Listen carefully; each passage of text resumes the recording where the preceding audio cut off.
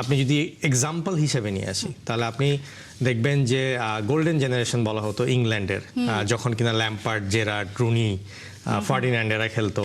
আবার বেলজিয়ামের রিসেন্ট টাইমসে যে ডিব্রুইনে, এই টিমগুলো, এই দলের যে ডিব্রুইনে দলের যে আর কি ছিল, এটাকে গোল্ডেন জেনারেশন বলা হতো। কিন্তু এই দুইটা গোল্ডেন জেনারেশনই আসলে কখনো ভালো রেজাল্ট আনতে পারেনি। তার একমাত্র কারণ ছিল কোচ। ইংল্যান্ডের সময় ছিল সেভেন গর্ন এরিকসন, আর এরপরে ছিল হচ্ছে ফাবিও কাপেলো। আর পর্তুগালের সময় মার্ক উইলমটস আর হচ্ছে মার্টিনেস ছিল।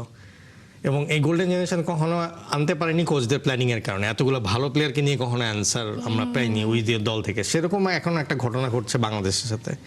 যেরকম প্লেয়ার আছে এবং যেরকম player within the next 5 years আমাদের হাতে থাকবে, এটাকে আমরা বাংলাদেশের গোল্ডেন জেনারেশন বলতে পারেন।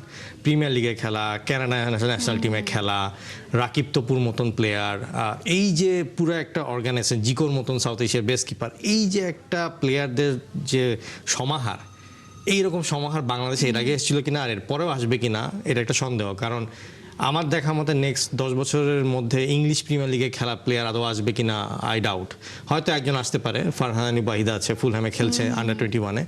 কিন্তু এই রকম প্লেয়ারদের একসাথে পাওয়াটা এরপরে হবে কিনা বাংলাদেশের ইতিহাসে আমি জানি না। কিন্তু সেইটার জন্য দরকার একজন কোচ যে কিনা প্ল্যানিং করতে পারবে। এবং যেটা ওই গোল্ডেন জেনারেশনের মতন আমরাও হয়তো 10 বছর পরে গেলবো, একটা গোল্ডেন জেনারেশন ছিল, আমরা কিছু করতে পারিনি। সো এখানে বাংলাদেশ কাবরেরা যদি বলে unlucky, he should say unlucky to himself.